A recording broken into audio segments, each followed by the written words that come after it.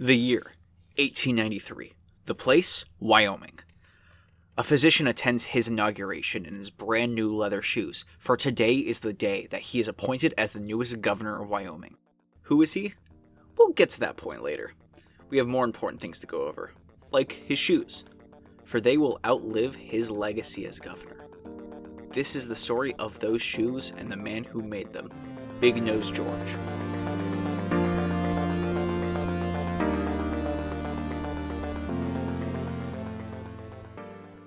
Alright class, have a seat. We're going over the Wild Wild West today. Desperados, cowboys, whatnot.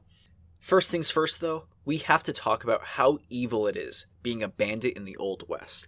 Unlike the hoity-toity eastern side of America, the West was untamed by the American people. You can't just create towns at that time. You have to convince people to move out there.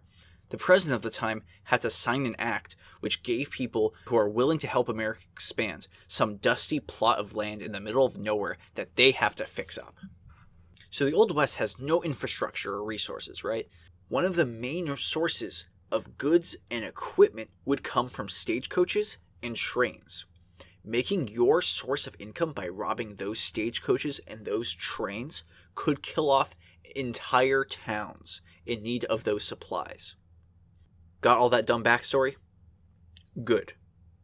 Now, let's introduce our main character, George Parrott. Yeah, life can be cruel. It gave George Parrott a big nose. Laugh it up.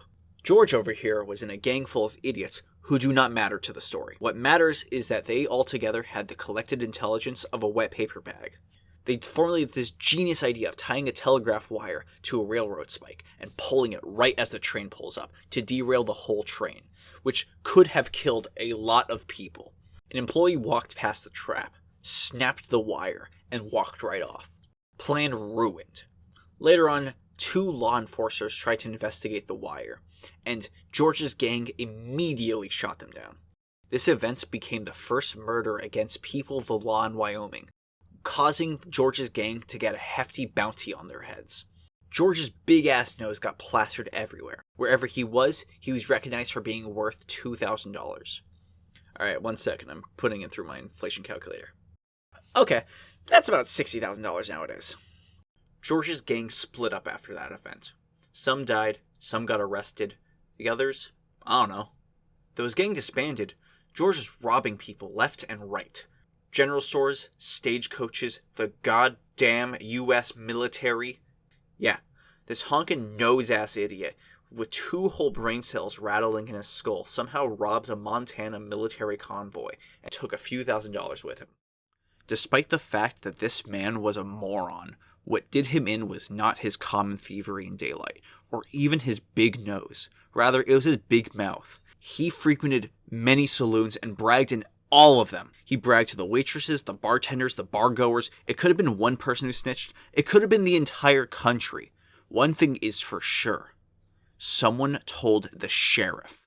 The sheriff grabbed George and threw him on a train, where an angry mob flooded in and wanted George's big-ass nose on a mantle. They took him outside, noosed him up, and had George confess to every crime he had ever committed. The mob decided that it would be best if they did not actually hang him and let the law do its thing. George then proceeded to pretend like nothing ever happened and that he was innocent. He then told his lawyer that his name was George Francis Warden. What? Is he lying? He's been going by George Parrott as far as back as we've recorded. Why would he lie about an unfortunate name?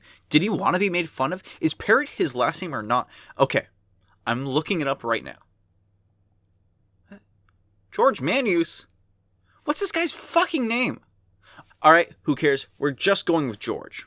George was found guilty and sent to jail. He immediately attacked the jailer and attempted to escape. The jailer's wife threatened to shoot George in his stupid, dumb head. Dozens of town members then entered the jail. They heard about his escape attempt and have had enough of that man. They ignored George's execution date. He dies today.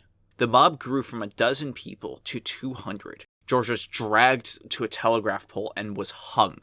The rope broke. George got up, and they tried to hang him again. Second time, his hands got loose and he tried to climb away. Third time, they got it right.